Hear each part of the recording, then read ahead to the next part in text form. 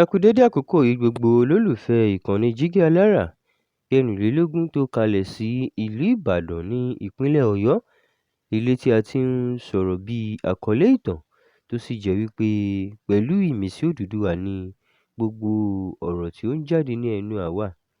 Ẹ̀yin olùgbọ́ wa, a máa dúpẹ́ fún bí ẹ kúkú ṣe ń gbọ́ wa. Ojú tẹ̀sí fi ń wò wá kò ní fọ́, etí tẹ̀sí fi ń gbọ́ wa náà kò ní dì. Èmi náà ni ọmọ yín Olúwatómọ̀ ọmọ Àjíbádé.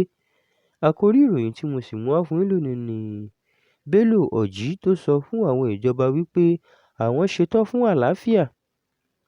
Tó bá sì jẹ́ pé ogun làwọn fẹ́ náà, wọ́n ní àwọn náà ò gbẹ́yìn níbẹ̀. Olórí ẹgbẹ́ ajínigbé tó yẹ pé òun náà ń wá káàkiri jùlọ ní orílẹ̀-èdè Nàìjíríà, Bello Orji ti sọ pé ẹgbẹ́ òun ti ṣetán láti bá ìjọba ṣe àlàáfíà, ṣùgbọ́n bí ìjọba bá fẹ́ bá wọn jagun, àwọn náà ti ṣetán fún ogun o. Nínú fídíò kan tí ń yíká lórí ayélujára tí wọ́n gbà pé Bello Orji ló wà nínú rẹ̀, a rí ọkùnrin kan tó bo ojú rẹ̀ pẹ̀lú àwọn ọkùnrin ológun mìíràn. Fídíò náà tí wọ́n sọ pé a gbà ní ọjọ́ 20 oṣù kẹfà ọdún 2026 tí Orji hàn bí ó ṣe ń sọ pé àwọn ọmọ ẹgbẹ́ rẹ̀ ló ṣe àwọn ìkọlù tó ṣèèṣì wáyé sí àwọn ọmọ ogun ní àwọn agbègbè kan ní ìpínlẹ̀ Sokoto àti Zamfara. Orji sọ pé àwọn ènìyàn kan ń pa àwọn ará àdúgbò wọn tí kò mọ̀nà mọ́, wọ́n sì tún ń gba àwọn ẹran ọ̀sìn wọn lò. Ó dárúkọ àwọn agbègbè bíi Shinkafi ní Zamfara àti Sabon Birni ní Sokoto gẹ́gẹ́ bí ibi tí ìṣẹ̀lẹ̀ bẹ́ẹ̀ ti ń ṣẹlẹ̀. Ó tún sọ pé ẹgbẹ́ òun ti gbẹ̀san lórí àwọn tó ń ṣe àwọn ìkọlù wọ̀nyí, ó sì ní Ọlọ́run ti fún wọn ní ìṣẹ́gun lórí wọn. Nípa ọ̀rọ̀ ìfọ̀rọ̀wánilẹ́nuwò pẹ̀lú ìjọba, Orji sọ pé bí ìjọba bá fẹ́ ìbáṣepọ̀ àlàáfíà, ẹgbẹ́ òun yóò faramọ́ ọn, ṣùgbọ́n ó tẹnu mọ́ pé bí ìjọba bá yan ọ̀nà ogun, àwọn náà ò kẹ́yìn níbẹ̀.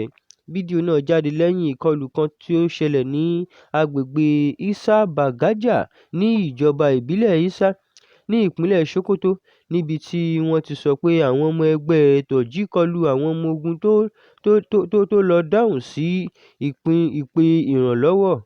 Gẹ́gẹ́ bí àwọn orísun ààbò ṣe sọ, wọ́n ní bọ́ǹbù kan ó dún gbàmù nígbà ìṣẹ̀lẹ̀ náà tó sì pa ó kéré tán ọmọ ogun 4. Wọ́n tún sọ pé àwọn agbébọn náà sun ọkọ̀ àwọn ọmọ ogun kan. Síbẹ̀, àwọn olóṣèlú àti àwọn ẹ̀ka ààbò kọ̀ tí fi ìdáhùn òṣìṣẹ́ sílẹ̀ lórí fídíò náà tàbí jẹ́rìí gbogbo àwọn ẹ̀sùn tó wà nínú rẹ̀. Bello Orji jẹ́ ọ̀kan lára àwọn olórí ajínigbé tí àwọn ẹ̀ka ààbò ní Nàìjíríà ń wá gidigidi. Wọ́n sì ti sọ orúkọ rẹ̀ mọ́ ọ̀pọ̀ ìṣẹ̀lẹ̀ jíjínigbé èèyàn àti ìpànìyàn àti jíjí ẹran ọ̀sìn àti àwọn ìkọlù míì tó ń ṣẹlẹ̀ ní agbègbè àríwá ìwọ̀-oòrùn lórílẹ̀-èdè náà. Báyìí la rí mọ́ fún ìròyìn títí òní. Ẹ ṣé bí ẹ ṣe ń bá wa kálọ. Ó dàbọ̀.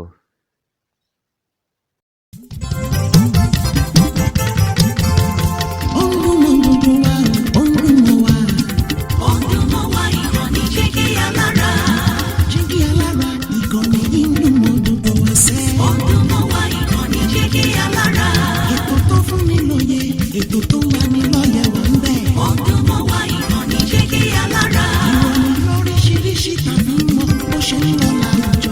Ọdún mọ́ wá ìkànnì Jígí Alára. Ìkànnì Jígí Alára. Jígí Alára. Jígí ìkànnì Jígí Alára 16, bàbá gbogbo.